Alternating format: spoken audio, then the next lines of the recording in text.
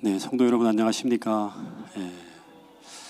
금요일 날 단에서 하는 거는 또 제가 1년 만에 이상한가요? 네. 제가 이것만 들면 꼭 이상한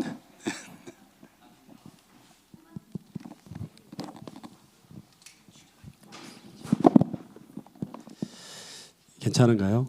네. 제가 금요일 날 단에서 하는 거는 제가 부임한 이래 처음인 것 같습니다. 제가 월요일부터 목요일까지 이제 3-6대 기도주일 잘 마치고 돌아왔는데 기도해 주신 모든 분들께 다시 한번 감사를 드립니다. 그래서 이 3-6대 교주건 기도주일이 조금 부담스럽고 힘든 기도주일이기 때문에 에너지를 좀 많이 빼서요. 좀 오늘과 내일은 편하게 다른 목사님의 설교를 들으면서 쉬고 싶었는데 근데 하여튼 뭐 태능교회는 저를 쉬게 해주지 않는 것 같습니다. 그래서 오늘과 내일은 3040 주말 부흥의 일정으로 제가 시간을 뺄 수 없는 또 그런 시간이 되었습니다. 그래서 오늘과 내일은 우리 교회의 미래의 주역이고 또 꿈동이들인 우리 어린이부와 또 그 귀한 또 보배들을 키우고 있는 우리 3040을 위한 주말 부흥회로 좀 시간을 좀 우리가 쓰게 되었는데 제가 이 시간을 준비하면서 어떤 생각을 했는가 하면 지금 우리 캐치프레이즈의 5번째가 뭐죠? 네, 미래 중심인데 이게 다음 세대 중심으로 교회를 이제 쭉 드라이브해 갔다고 하는 그런 이야기인데 정말 제가 그 4개월 동안 제 목회의 방향과 우리 교회의 변화와 부흥의 방향이 미래 중심, 다음 세대 중심으로 지금까지 해왔는지를 좀 한번 생각해 보게 되었습니다. 근데 제가 올해 4개월 동안 3040과 어린이부를 한 번도 방문을 안 했고 그리고 2월 달에 기도 요청, 기도회 때 새벽 기도 말씀을 좀 전해달라고 우리 김양일 집사님께서 말씀해 주셨는데 제가 또 그것도 우리 작은 교회 준비하면서 하지를 못했어요. 그래서 진짜 죄송한 마음이 너무나 컸는데 그래서 이번 시간에 3-6대 직원 기도주일과 겹쳐서 좀 힘들긴 하지만 더 미루면 이제 진짜 3040이 고개를 돌릴 것 같은 그런 염려와 부담감이 있어갖고 이 시간 서게 되었습니다. 보통은 어떤 주제를 맡으면 제가 일주일 내내 준비해서 이제 서는데 이번 한 주는 멀티로 그냥 막 준비해 왔는데 어쨌든 하나님께서 함께 해주셔서 정말 3040 세대에 꼭 필요한 그런 기별들을 나눌 수 있도록 성령께서 함께 해주실 수 있도록 여러분 기도해 주시기를 부탁드리겠습니다. 오늘 첫 시간으로 이제 시대를 바꾼 인물을 탄생시킨 한 인물에 대한 좀 이야기를 좀 하려고 하고요. 어머니에 대한 이야기를. 내일은 제가 직접 3층으로 내려가서 우리 특별히 침례를 준비하는 우리 아이들과 또 3040 부모님들을 위해서 믿음에 대한 좀 말씀을 나누면서 주말 부흥의 시간을 좀 대신할까 합니다. 성경에 보면 이제 우리 시대를 바꾼 위대한 인물들이 있는데 어떻게 보면 이 인물들은 게임 체인저와 같이 시대의 흐름을 완전히 체인지한 그런 인물들이에요. 어떤 인물들이 있는가 하면 진짜 위대한 인물 중에 한 사람이 그 출애굽 운동을 통해 새로운 시대를 열어간 모세라고 하는 한 인물이 있고요. 또 한 인물은 어떤 인물인가 하면 진짜 어둡고 타락한 우리 안종화 목사가 요즘 계속 사사기 설교를 하는데 그 사사기 시대를 끝낸 인물이 누구인가 하면 사무엘이라고 하는 인물이에요. 또 한 인물은 어떤 인물인가 하면 예수님의 등장 직전에 이스라엘 민족을 요단강으로 쭉 끌고 가서 대영적 각성 운동을 일으키면서 주님의 오실 길을 예비한 침례 요한이라는 인물이 있습니다. 근데 이들의 공통점이 뭘까요? 남자. 진짜 우리 어린이들하고 같이 설교를 이렇게 하니까 참 호응이 정말 확실하네요. 네. 남자가 있고 또 어떤 게 있을까요? 네. 이들의 공통점이 뭘까요? 3가지 정도를 제가 살펴봤는데 이들에 대한 기사를 보면요, 성경을 보면 첫 번째는 이들의 기사가 시작되기 전에 언제나 이들을 길러낸 이들의 부모님에 대한 기사가 먼저 소개되어지고 있다고 하는 사실이에요. 그렇죠? 모세의 이야기가 시작되기 전에 출애굽기 2장에 보면 요게벳과 아므람이라고 하는 믿음의 사람의 이야기가 등장하죠. 그 다음에 사무엘 이야기가 등장하기 전에 보면 사무엘상 1장에는 누구 이야기가 나오죠? 기도의 사람 한나에 대한 이야기가 나오고 침례 요한의 이야기가 시작되기 전에는 사가랴와 엘리사벳이라고 하는 하나님 앞에 의인이었던 그 부모에 대한 이야기가 꼭 나온다고 하는 거예요. 두 번째 또 하나의 공통점이 뭔가 하면 모세가 태어나던 시대나 사무엘이 태어나는 시대나 침례 요한이 태어나는 시대가 전부 어떤 시대였는가 하면 믿음으로 살아가는 사람들이 거의 전무예요. 다 하나님의 언약을 잃어버리고 믿음의 샘플이 될 수 있는 사람들이 거의 전무예요. 다 인본주의적으로 흘러가는 역사적으로 가장 어두웠던 시대였다고 하는 거예요. 그러니까 믿음의 사람으로 인물이 태어날 수 없는 그런 척박한 환경이었다고 하는 거예요. 그런데 그런 어두운 시대에 이 세 인물이 모두 어떤 인물인가 하면 그 시대의 어둠을 극복하고 모두 훌륭한 믿음의 인물로 성장했다고 하는 거예요. 근데 그 이유가 무엇 때문인가 하면 성경은 무엇을 이야기하고 있다? 바로 그들이 태어난 그 가정에 그들을 그 어린 시절을 신실한 믿음으로 양육할 경건한 부모가 있었기 때문이라고 하는 것을 성경은 스토리를 통해서 우리에게 이야기해 주고 있다고 하는 거예요. 그 세 번째 특징은 뭔가 하면 제가 이 부분을 또 읽어보고 하는데 이 성경에 기록된 이 부모님들의 이야기가 전부 어떤 이야기들인가 하면 다 하나님을 경험하고 체험하는 이야기가 먼저 나와요. 그죠? 그 요게벳도 하나님을 경험하죠. 기도로. 한나도 하나님을 경험합니다. 그 다음에 침례 요한의 아버지도 하나님을 경험해요. 그러니까 그 어두운 시대에 그들은 산 믿음으로 하나님을 경험한 이야기가 기록되어져 있어요. 그래서 하나님을 경험하고 만난 부모들이 그들의 자녀에게 다 어떤 걸 전수한다? 그 어두운 시대에 살아있는 하나님을 경험한 그 믿음이 무엇인지, 그 기도가 무엇인지 그걸 다 전수하는 거예요. 다 내가 만난 하나님이 어떤 하나님이라고. 그래서 그들이 그 어머님의 그 토양 속에서, 믿음의 토양 속에서 어떤 인물로 성장한다? 시대를 바꿀 수 있는 위대한 인물로 성장했다고 하는 거예요. 3040 우리 부모님들은 우리 아이들을 볼 때마다 그런 믿음을 가지고 이 시대의 엄혹한 어두움을 이겨낼 수 있는 그런 믿음의 사람들로 거듭날 수 있기를 간절히 기도합니다. 그래서 우리 아이가 믿음 있는 건강한 아이로 성장해 나가는 데는 정말 중요한 환경이 필요해요. 근데 가장 중요하고 절대적인 좋은 환경은 뭔가 하면 어떤 학원이나 어떤 학교나 어떤 교육이나 어떤 프로그램이나 심지어 어떤 좋은 교회보다도 더 중요한 환경이 뭔가 하면 믿음 있는 부모라고 하는 사실을 꼭 다들 기억하고 돌아갈 수 있게 되기를 간절히 바라겠습니다. 그래서 오늘 이 세 부모 중에서 다 이야기하고 싶은데 이 모세의 부모에 대한 이야기로 함께 은혜를 좀 나눠보고자 합니다. 이 출애굽기 1장, 2장을 읽어보면 당시 상황은 이스라엘 백성들이 다 하나님을 잃어버리고 그리고 또 하나는 뭔가 하면 그 이스라엘 백성들이 이제에게 큰 환란이 찾아옵니다. 그러니까 하루 종일 쉬지 못하고 고역의 삶이 강요되어져 있고 또 하나는 당시 태어나는 모든 남자아이를 죽여야 하는 사형령이 내려진 지옥과 같은 그런 환경이 이 출애굽기 1장, 2장의 어떤 시대적 상황이에요. 근데 그 지옥과 같은 환경 속에서 누가 태어나는가 하면 모세가 태어나요. 출애굽기 2장 1절부터 2절 이야기를 우리 3040 우리 어린이들과 또 우리 권영근 집사님 같이 좀 한번 읽어주시기 바랍니다. 다 같이 읽어봅시다. 시작.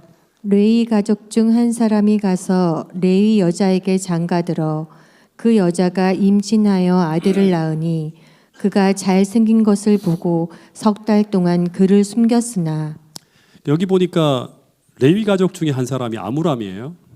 그 레위 가족 중에 한 여자는 요게벳입니다. 결혼을 했는데 이 요게벳이 이제 임신을 했어요.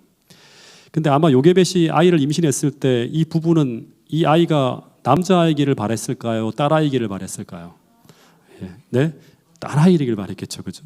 왜냐하면 당시 태어나는 아이가 남자이면 생존이 불가능한 환경이에요. 근데 아이가 태어났는데 남자아이예요. 그래서 이 모세는 태어날 때부터 생존이 불가능한 환경 속에 태어납니다. 그래서 이 부모가 산 믿음이 없었다면 이 바로를 두려워하는 그런 마음을 극복하면서 진짜 말 그대로 하나님을 두려워하는 그런 산 믿음이 없었으면 생존이 불가능한 그런 환경 속에 태어납니다. 근데 하나 생각해 볼 게 뭔가 하면 태어난 모든 남자아이가 다 죽어가는 이런 사형령은 이후에 또 한 번 내려지죠. 언제 내려지죠? 예수님이 태어날 때 그 당시에도 이런 일이 또 벌어집니다. 헤롯이라는 왕에 의해서 베들레헴 모든 지경 안에 있는 사내 아이가 다 죽어나가는 일이 벌어집니다. 그래서 이것을 통해 하나 알 수 있는 것은 뭔가 하면 이 모세라고 하는 인물은 예수님만큼 인류 역사상 가장 위대한 일을 행했던, 사단이 반드시 태어나는 것조차도 막아야 할 만큼 그런 중요한 인물이 바로 누구인가 하면 바로 모세라고 하는 인물이었어요. 근데 이 부모가 산 믿음을 가지고 이 아이를 죽이지 않고 석 달 동안 숨겼다고 하는데, 근데 이 석 달 동안 이 아이를 숨기는 이 행위를 히브리서 11장 23절에는 이것을 믿음의 행위라고 합니다. 히브리 11장은 당시 시대를 대표하는 믿음의 영웅들이 등장하는 장인데, 여기에 누가 등장하고 있어요? 모세의 부모가 믿음으로 살아갔다고 하면서 이제 그 모세의 부모에 대한 이야기가 등장하고 있습니다. 이 기록도 한번 같이 읽어보겠습니다. 히브리 11장 23절 시작.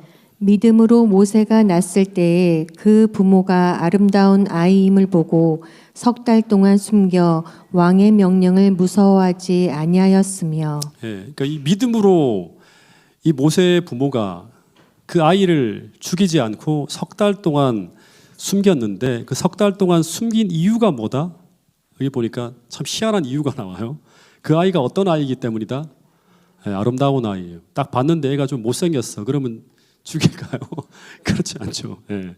이 의미가 어떤 의미인가 하면, 이 아이가 잘생겼다고 하는 이 단어는 사도행전 7장 20절에는 하나님 보시기에 아름다웠다고 이렇게 이제 누가는 이렇게 이제 기록해 놨고요. 이 말씀을 부조화 선지자를 보면 조금 더 구체적으로 이렇게 해설해 주고 있어요. 제가 조금 읽어 드리면, 이 법령이 강행되고 있을 때 레위 지파 중에 경건한 이스라엘 사람 아므람과 요게벳에게 한 아들이 출생하였다. 갓난 아이는 준수하였고 잘생기긴 잘생겼는가 봐요. 그 부모는 이스라엘의 해방 시기가 가까이 이르렀다는 것과, 이게 무슨 말이에요? 아브라함을 통해 약속한 400년의 시기가 끝나가고 있다고 하는 것을 알고 있다고 하는 거예요. 그리고 언약의 땅으로 돌아갈 시기가 다가오고 있다고 하는 것을 알고 있다고 하는 거예요. 그러니까 이들은 어떤 사람이에요?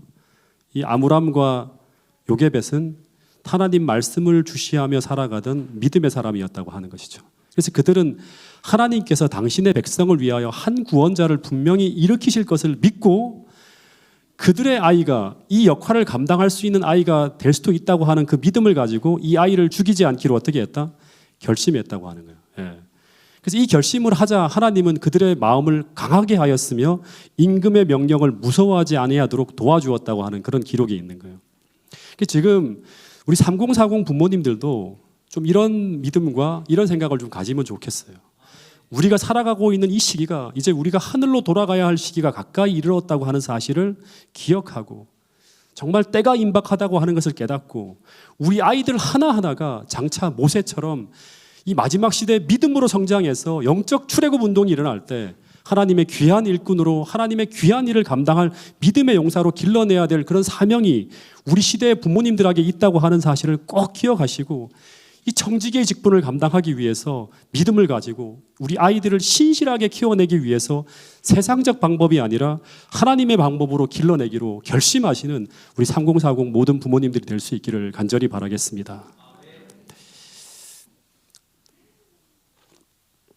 이 두 부부가 믿음으로 왕의 명령을 무서워하지 아니하고 석 달 동안 집안에 숨겼다고 하는데, 왜 10년이나 20년이 아니라 하필이면 석 달을 숨겼을까 하는 그런 거예요. 왜 석 달 동안만 숨겼을까요? 김양일 집사님.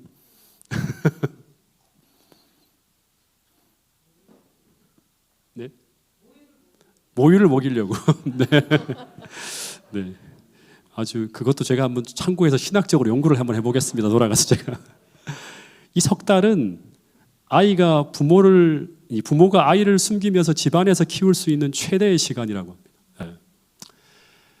이 3개월 된 아이의 모습인데요. 이 정도 크는가 봐요. 근데 이 아이가 석 달이 되었을 때 이제 100일쯤 되는 거잖아요. 그러면 막 소리도 지르고 움직이기 시작하고 하니까 비밀리에 키우기는 거의 불가능했을 거라고 합니다.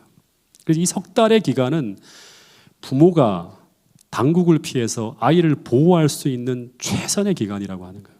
근데 이것을 히브리서 11장 23절에서는 믿음의 사람인 아므람과 요게벳의 믿음이었다고 해요. 그래서 이 행위를 믿음과 관련시켜서 제가 한번 좀 생각해 보면, 믿음이라고 하는 것은 뭔가 하면 하나님과 협력해서요, 인간이 할 수 있는 데까지 최선을 다하는 것, 이것이 성경적 믿음이라고 하는 거예요. 우리가 흔히 믿음을 이런 식으로 생각하기도 해요.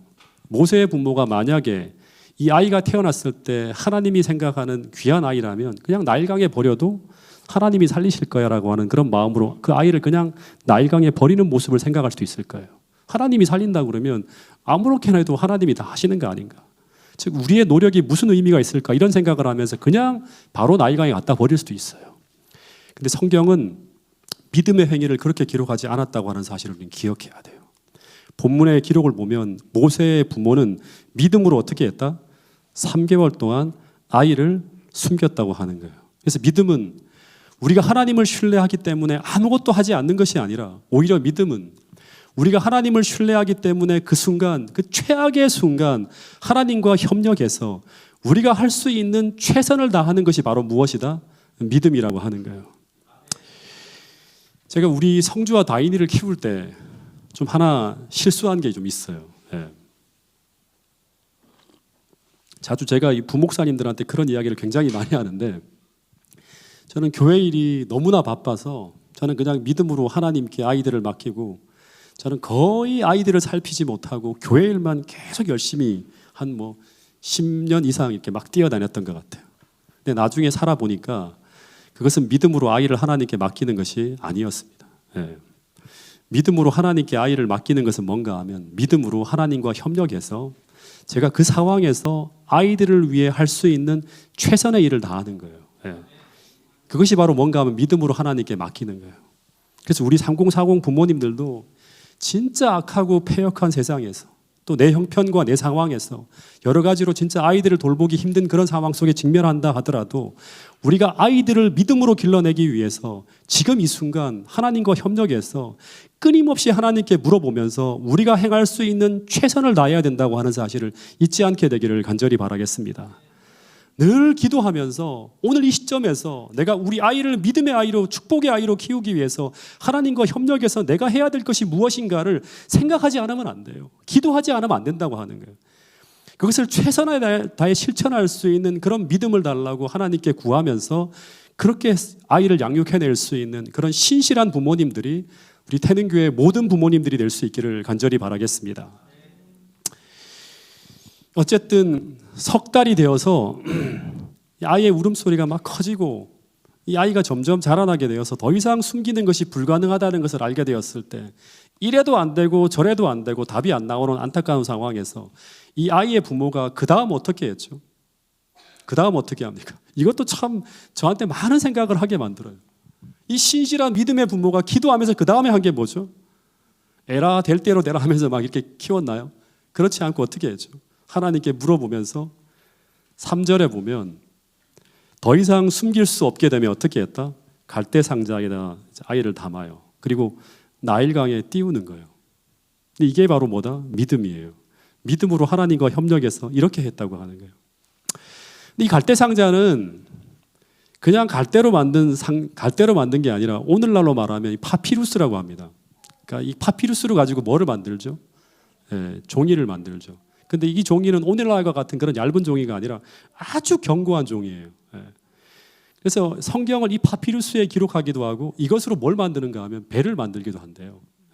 그러니까 이 모세의 부모는 아주 허술한 박스에 아이를 집어넣는 게 아니라 아주 견고하게 만든 상자 안에 아이를 넣은 것이고 그리고 그 상자 안에 그냥 넣은 게 아니라 어떻게 했어요? 본문에 보면 그냥 집어넣고 하나님께 기도하는 게 아니에요. 어떻게 했어요? 역청과 나무진을 꼼꼼하게 바르면서 물이 스며들지 않게 하기 위해서 최선을 다하는 거예요. 그러니까 모세의 부모는 하나님을 믿는 믿음으로 또다시 말하지만 하나님과 협력해서 인간이 할 수 있는 데까지 최선을 다했다고 성경은 계속 이야기하고 있어요. 이게 바로 믿음이에요. 그래서 믿음은 불성실하게 살아가는 게 아니에요. 게으르게 살아가는 게 아니에요. 나태하게 내가 할 수 있는 것을 안 하는 게 아니라 기도하면서 하나님과 성실하게 협력해서 오늘 내가 해야 될 일이 무엇인지를 정확하게 알고 그대로 최선을 다해 행하는 거라고 하는 거예요. 그래서 하나님의 역사는 언제나 이렇게 신성과 인성이 협력과 연합으로 하나님의 뜻을 이룬다고 하는 사실을 기억해야 돼요. 이게 하나님께서 일하시는 방법이라고 하는 것입니다. 어쨌든 이 모세의 부모가 갈대 상자에다가 아이를 넣고 역청과 나무진을 칠했고 거기에 아이를 담아서 나일강에 탁 띄움으로 이제 그 아이를 살리기 위해서 믿음으로 최선을 다했어요. 여러분 여기까지가 하나님의 뜻 가운데서 인간이 할 수 있는 전부였고 최선이었어요. 모세의 부모가 할 수 있는 전부였어요. 그럼 이제는 누가 역사해야 되는가 하면 이제부터는 하나님이 역사해야 돼. 그래야지만 사는 거예요. 아무리 역청을 바르고 견고한 상자 안에 아이를 담았다 하더라도 스스로 아무것도 할 수 없는 이 핏덩이가 강물에서 며칠을 살 수 있을까요? 예. 바구니가 침몰하지 않는다 하더라도 며칠 지나지 않아서 아이는 아사하고 죽습니다. 나일강은 어떤 강인가 하면 이게 이제 그 갈대상자 같은 게 굉장히 견고해 보이죠. 역청을 치라고 하면 이거를 이제 이 나일강에 띄우면 어떻게 될까요? 이 나일강이 실개천이 아니죠. 오늘날 세계에서 가장 긴 강입니다. 그 폭이 거의 바다처럼 수평선이 보일 정도로 거대한 강이에요. 근데 여기에다 이 갈대상자를 띄우면 이 물결이 조금만 이렇게 쳐도 어떻게 될까요? 바구니가 뒤집어 엎어서 죽는 거예요, 아이가. 그래서 이 부모가 바보가 아니라면 이 갈대 바구니가 아이를 보호할 수 있을 것이라고 하는 것은 단 1%도 믿지 않았을 거예요. 근데 이 부모는 이제 뭘 했을까요, 그러면? 네. 믿음으로 최선을 다한 후에 그 다음에 하나님께 모든 걸 맡기고 어떻게 하는가 하면 간절하게 기도하며 하나님의 역사를 기다리는 거예요. 네. 여러분 이 패턴으로 하나님의 위대한 역사가 펼쳐집니다. 모세를 살릴 때도 이렇게 했고 출애굽의 이제 역사 가운데 출애굽기 14장에 보면 홍해가 갈라질 때도 이런 똑같은 패턴으로 임합니다. 이스라엘 백성들을 모세가 데리고 홍해 앞에 딱 도착했을 때 바로의 군대가 막 죽여가잖아요. 이스라엘 백성들이 더 이상 나아갈 길이 없는 거예요. 살 가능성이 없어졌어요. 근데 그들은 어떻게 했는가 하면 지금까지 구름 기둥과 불 기둥을 따라서 하나님께서 인도하시는 대로 최선을 다하면서 거기까지 왔어요. 근데 그 다음에 만나는 환경이 뭔가 하면 막다른 골목인 거예요. 그래서 이들이 어찌할 수 없이 아무것도 할 수 없이 그냥 가만히 있었던 게 아니라 모세가 이 순간에 하나님께 기도합니다. 그때 하나님께서 들려주신 응답이 뭔가 하면 출애굽기 14장 13절 말씀이에요. 이 말씀은 같이 한번 읽어보겠습니다. 시작. 모세가 백성에게 이르되 너희는 두려워하지 말고 가만히 서서 여호와께서 오늘 너희를 위하여 행하시는 구원을 보라. 너희가 오늘 본 애굽 사람을 영원히 다시 보지 아니하리라. 여러분 믿음은 최선을 다한 후에 하나님의 역사하심을 기도하며 기다리는 거예요. 다시 말해서 믿음은 우리가 할 수 있는 최선을 다한 후에 그 다음 하나님께 기도하며 맡기는 거예요. 그런데 히브리서 11장에 보면 이스라엘 백성들은 이 믿음으로 인간적으로 건너는 것이 불가능한 홍해를 믿음으로 건넜다고 합니다. 이 믿음으로. 예. 마찬가지로 이런 믿음으로 그 모세의 부모들은 생존이 불가능한 나일강에서 모세를 어떻게 한다? 살려내는 거예요. 예. 이 믿음으로. 하나님은 환경은 다르지만 똑같은 방법으로 일하신다고 하는 거예요. 예. 그리고 이 믿음으로 오늘 우리도 불가능한 모든 일들을 가능하게 할 수 있다고 성경은 이야기하고 있는 거예요. 이 살아있는 믿음의 경험이 모세의 부모를 통해 누구에게 담겼다? 모세에게 담겨졌다고 하는 거예요. 예. 그 믿음으로 그는 궁중에서 30년, 광야에서 40년을 견뎌내고 그 믿음에서 믿음으로 전진하게 되었다고 하는 것입니다. 마찬가지로 이 삶 믿음의 경험을 통해서 우리는 정말 믿음으로 우리 아이를 길러내야 될 이 상황 속에서 우리 아이들을 믿음으로 길러낼 수 있는 경험을 할 수 있어요. 다시 말하면 이 마지막 시대에 우리 아이들에게 어떤 믿음을 담아줘야 되는가 하면 겨우 교회만 다니는 아이가 아니라 참 믿음을 가지고 하나님을 경험하고 어려운 순간에도 성경적 방법으로 그 문제를 풀어낼 수 있는 그것이 무엇인지를 부모의 경험을 통해서 아이들에게 담겨줘야지만 이 칠흑같이 어두운 이 마지막 시대에 우리 아이들을 하나님께 그 하나님의 사업을 감당할 수 있는 아이들로 우리 길러낼 수 있다고 하는 것입니다. 우리 모든 태능교회 부모님들이 이런 산 믿음을 아이들에게 가르칠 수 있는 경험으로 하나님을 만나는 그런 부모님들이 태능교회 모든 부모님들이 될 수 있기를 간절히 바라겠습니다. 어쨌든 이 모세의 부모가 그들이 할 수 있는 모든 일을 다 한 후에 간절한 마음으로 기도하며 아이를 하나님께 맡겼어요. 근데 그 갈대 상자 옆에 누가 있었는가 하면 누가 있었죠? 예, 미리암이라고 하는 한 그 모세의 누나인데 12살에서 13살 정도 되는 그 소녀가 그 상자를 지키고 있었다고 합니다. 어떤 일이 벌어질지 궁금해서. 그리고 이 모세의 부모는 집에서 간절히 기도하고 있었습니다. 근데 어떤 일이 벌어졌는가 하면 여기서부터가 진짜 저는 정말 눈도 안 띄고 막 긴장하면서 쫙 읽어 나갔던 부분이에요. 부조와 선지자를 보면 이때 이 상자는 물결을 따라 표류하며 움직이고 있는 게 아니라 여기 보면 누가 등장하죠? 또 다른 감시자들이라는 말이 있어요. 그러니까 미리암만이 아니라 보이지 않는 천사들의 보호 속에 이 상자가 인도되고 있다고 하는 기록이 나옵니다. 여러분 이게 실제일까요? 네. 부조와 선지자를 보면 모세의 어머니의 열렬한 기도가 그의 아들을 하나님의 보호하에 의탁하게 되자, 산 믿음으로 하나님께 의탁하게 되자 눈에 보이지 않는 천사들이 이 비천한 휴식처를 위를 날고 있었다고 하는 거예요. 예. 이 말은 천사들이 이 아이를 보호하기 위해서 갈대 상자 위를 날고 있었다고 하는 거예요. 근데 언제 그런 일이 벌어졌다? 중요한 게 뭐냐 그러면 이 부모가 기도할 때예요. 열렬히 기도할 때예요. 예. 제가 이 내용을 보면서 이 갈대 상자라고 번역된 이 두 낱말을 좀 주목해서 보았는데 이 두 단어가 전부 다 어떤 단어인가 하면 애굽어라고 이집트어라고 합니다. 특별히 상자라고 하는 말이 이게 테바라고 하는 단어인데 애굽어로 테베트라고 하는 단어에서 파생되었는데 근데 성경을 보면 이 단어가 오직 여기 하고요.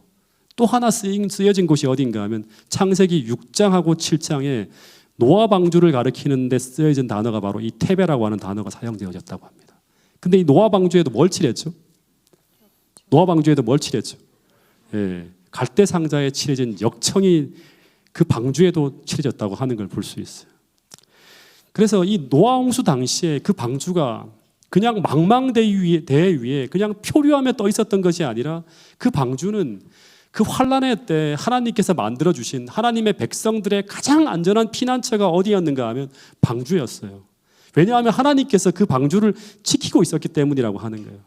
마찬가지로 이 초라하고 비천한 상자가 그들이 기도하면서 믿음으로 하나님께 맡길 때 그 초라하고 연약하고 비천한 그 상자는 당시 하나님께서 보호하시고 인도하시는 가운데 그 어떤 물결과 그 어떤 외부의 힘에 의해서도 파괴되어지거나 깨어질 수 없는 세상에서 가장 안전한 피난처였다고 하는 거예요.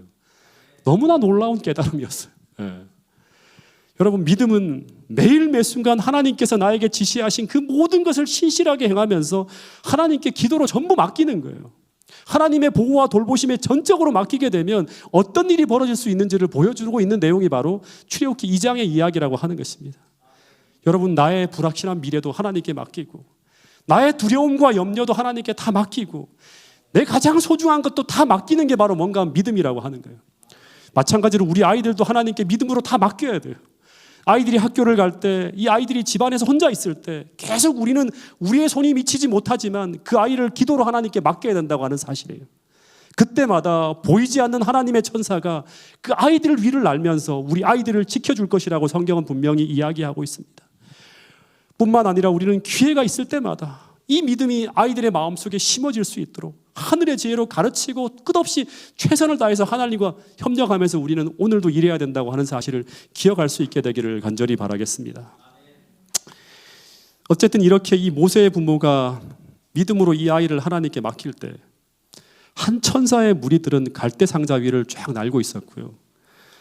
부조와 선지자를 보면 또 한 천사들이 어디로 들어가는가 하면 어디로 들어가고 있었죠? 신속히 이집트 왕궁 안으로 쫙 한 천사의 무리가 들어갑니다.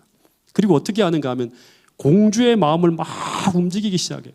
한 천사는 그 상자를 지키고 있었고 한 천사의 무리는 또 한 천사의 무리는 왕궁 안으로 들어가서 공주의 마음을 막 움직입니다. 그러자 갑자기 공주가 나일강에 목욕하고 싶은 생각이 막 드는 거예요. 예. 그래서 이 공주가 시녀들을 다 불러서 우리 나일강에 목욕하러 가자 하면서 다 이끌어서 어디로 가는가 하면 나일강 앞으로 끌고 갑니다. 근데 이 목욕하러 간 장소가 그 나일강이 크잖아요. 근데 해필이면 목욕하러 간 장소가 어디다? 갈대 상자가 놓여 있는 그 갈대 상자 숲 근처였다고 하는 거예요. 예. 그래서 이 공주가 나일강에 내려와서 목욕을 하려고 하는데 학자들은 이것이 그냥 단순한 목욕이 아니라 일종의 제사 의식이라고 합니다. 그러니까 나일강이 다산의 축복의 신이거든요. 다산의 축복을 바라면서 나일강의 신에게 자신을 접촉하는 아주 신성한 의식을 하기 위해서 지금 공주가 그 나일강으로 내려온 거예요.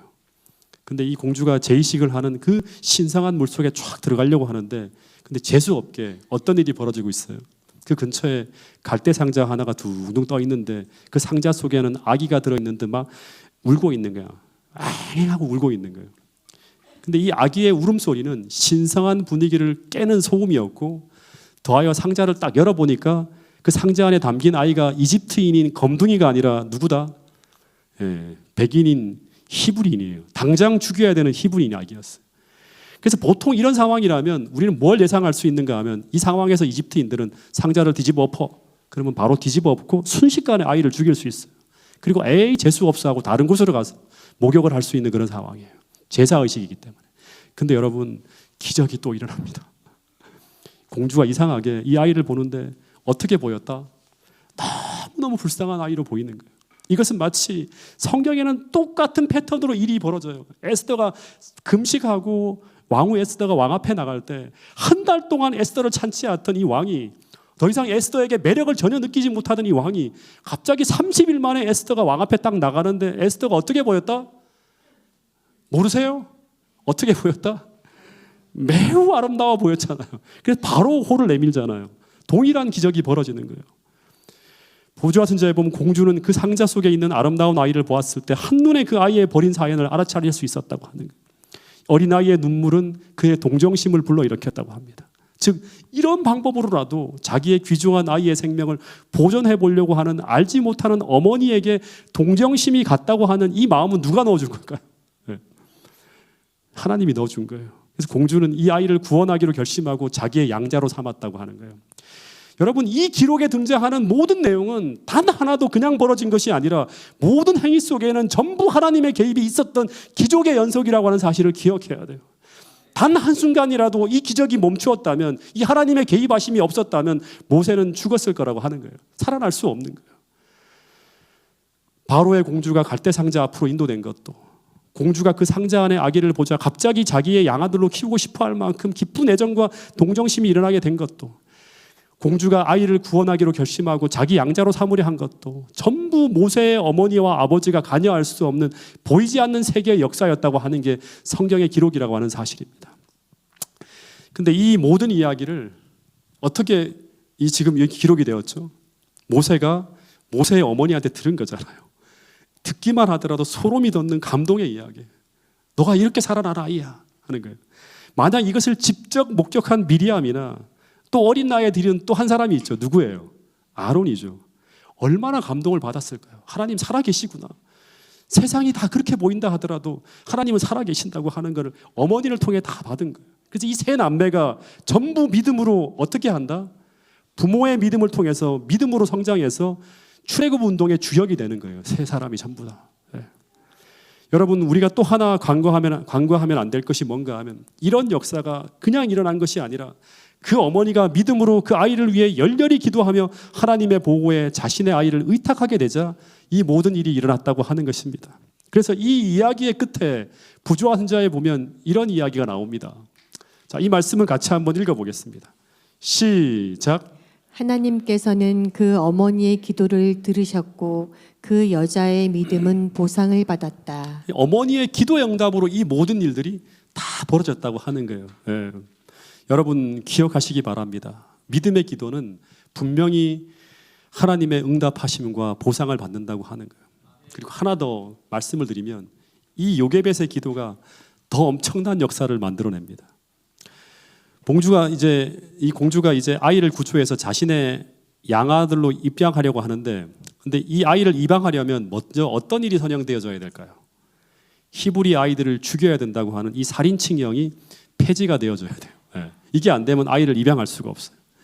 재림교회 성경 주석에 보면 이 공주가 히브리 아이들의 이 슬픈 운명을 보고 괴로워한 이 바로의 공주가 아버지에게 살인 법령을 취소해달라고 탄원했을 것이라고 하는 그런 기록이 있습니다.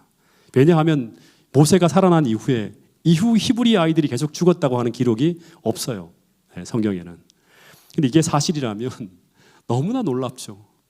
모세의 어머니의 이 기도는 모세 하나의 생명만 구한 것이 아니에요. 셀 수 없는 히브리 유아들의 목숨을 구하게 된 역사의 운명을 바꾼 기도였다고 생각할 수 있겠죠. 기도가 이렇게 위대한 일을 만들어가는 거예요.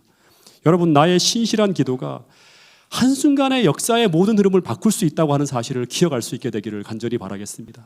모세 하나를 위해 헌신한 그 믿음이 역사 전체를 바꾸는 거예요. 분위기를 완전히 바꿀 수 있다고 하는 거예요. 나 개인의 운명만이 아니라 내 가정, 심지어 큰 역사적 운명의 흐름까지 바꿀 수 있다고 하는 게 바로 성경이 가르쳐주는 믿음의 기도라고 하는 사실을 기억할 수 있게 되기를 간절히 바라겠습니다. 어려울 때마다 우리는 이 말씀을 믿어야 돼요. 같이 한번 읽어보겠습니다. 시편 55편 22절 말씀입니다. 시작. 내 짐을 여호와께 맡겨버리라. 너를 붙드시고 의인의 요동함을 영영히 허락지 아니하시리로다.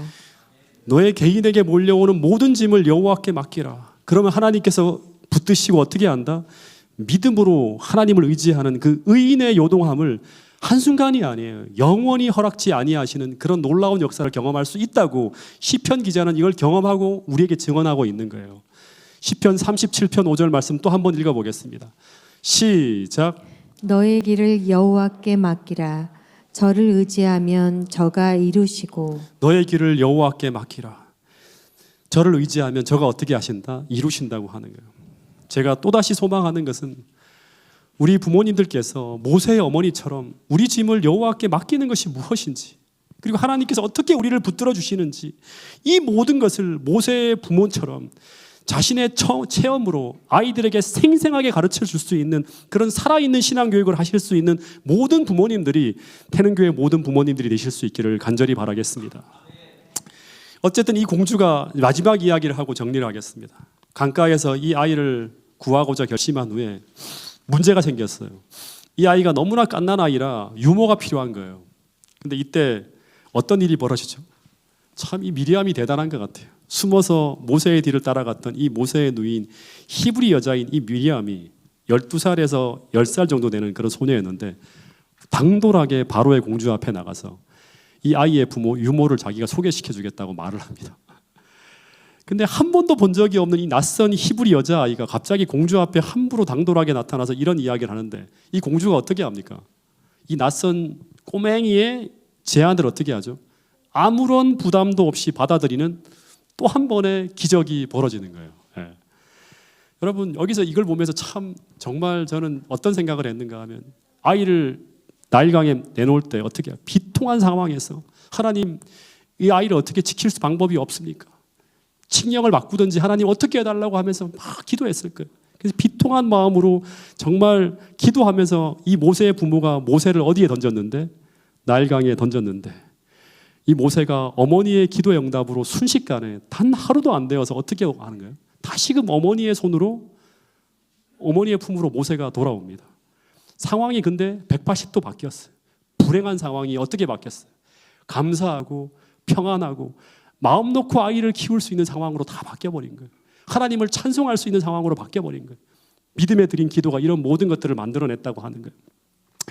여러분, 그래서 이 모세는 놀랍게도 하나님이 개입하셔서 왕궁이 아니라, 원래는 왕궁으로 들어가서 유모가 들어가야 되는데 어떻게 하는가 하면 이 공주가 어떻게 하죠? 모세의 어머니에게 12살 때까지 자신의 집에서 키우라고 허락을 해줍니다. 근데 너무나 놀라운 것은 뭔가 하면 모세의 어머니의 손에서 길려진 이 12년의 시간으로 인해서 이후 바로의 공주는 어떻게 된다? 피눈물을 흘리게 된다고 하는 거예요. 진짜 무서운 어떤 이 교육의 법칙이 담겨 있어요. 이때 이 12살 때까지 심어지고 형성되어지고 심어진 이 신앙의 뿌리는 얼마나 강력한지 30년 이상 받은 애굽 교육이 바꾸지 못했다고 하는 거예요. 애굽에서 계속 교육을 30년 동안 받지만 뒤집어 엎지 못하는 거예요. 이게 그냥 뿌리 내려는 게 이게 뒤집어지지 않는 거예요. 여러분, 그래서 이 말씀이 진리예요. 여러분, 이 말씀을 경홀히 듣지 않고 진짜 심각하게 이 말씀을 듣게 되기를 바라겠습니다. 잠언 22장 6절 말씀이에요. 시작. 마땅히 행할 길을 아이에게 가르치라. 그리하면 늙어도 그것을 떠나지 아니하리라. 정말 마땅히 해야 될 길들을 아이에게 가르치라고 하는 거예요. 어떻게 가르치라? 믿음으로 가르치고 살아있는 교육으로 가르치라고 하는 거예요. 그러면 늙어도 죽을 때까지 어떻게 한다? 이 신앙의 뿌리가 견고하게 내려지면 어떤 상황에 가서도 떠나지 않고 흔들리지 않는다고 하는 거예요. 저는 옛날에 그 출애굽기를 쭉 연구하면서 모세를 하나님이 출애굽을 할 수 있는 위대한 인물로 길러내어지는 그 과정 속에서 80년이라고 하는 시간을 보내는데 첫 번째는 가정에서, 그 다음에는 바로의 왕궁에서, 그다음 세 번째는 첫 번째 가정교육, 그 다음에 세상교육, 세상에 필요한 어떤 그런 학문을 하나님이서 가르치는 거예요. 이것도 무시할 교육이 아니에요. 다 배워야 되는 그런 교육이었어요. 그 다음에 마지막 광야에서 40년을 보내죠. 근데 저는 광야에서의 교육이 제일 중요하다고 생각을 했는데, 근데 그게 아니라 이 광야에서의 교육이, 모세에게 교육이 심어지기 위해서는 뭐가 먼저 필요한가 하면 이 12년간의 부모로부터 배우는 이 신앙의 뿌리가 없으면 애굽에서의 교육도 불가능하고요. 광야에서의 그 실패한 가운데서 그동안 40년 동안 하나님과 동행하는 것도 불가능하다고 하는 거예요. 이 기초 위에서 나머지 모든 게 가능하다고 하는 거예요. 여러분, 그래서 특별히 우리 부모님들이 정말 아이들에게 행할 길을 어떻게 우리가 하나님을 만나고 경험할 수 있는지, 그리고 너희들이 어떻게 살아야 되는지에 대한 것들을 자세하게 가르칠 수 있는 그런 충실한 부모로서의 어떤 역할을 감당할 수 있는 모든 부모님들이 될 수 있기를 간절히 바라겠습니다. 특별히 이 사실이 우리 부모님들의 마음에 무겁게 새겨지게 되기를 간절히 바라겠습니다. 그래서 오늘 여러분들에게 맡겨진 이 아이들은 여러분의 소유가 아니라 하나님의 것이에요. 그렇죠? 그래서 그 아이들을 철딱선이 없는 한 어린아이로만 보는 게 아니라 미래에 이 아이들이 어떻게 여러분들이 길러내느냐에 따라서 이 한국교회를 짊어질 위대한 인물로 성장할 수 있는 그런 믿음의 사람으로 커갈 수 있는 그런 인재가 될 수 있다고 하는 사실을 꼭 기억하시고, 오늘도 믿음으로 하나님과 협력하면서 하나님의 지혜와 방법으로 아이들을 양육하기로 결심할 수 있는 그런 우리 부모님들이 될 수 있기를 간절히 바라겠습니다. 아울러 우리 모든 태능교회 모든 집사님들 또 장년들께서도 우리 아이들이 바르게 성장할 수 있도록 아낌없이 우리 미래 세대를 위해 투자하고 또 그 아이들을 위해서 기도하고 관심을 가져줄 수 있게 되기를 간절히 바라겠습니다. 특별히 내일 침례를 통해서 10명의 아이들이 이제 거듭나게 됩니다. 이 아이들이 정말 하나님을 경험하고 만나서 정말 태능교회를 위해서 또 미래 한국교회를 위해서 훌륭한 인물로 성장할 수 있도록 격려해 주시고 또 축하해 주시고 기도해 주실 수 있기를 간절히 바라면서 오늘 말씀을 줄이도록 하겠습니다.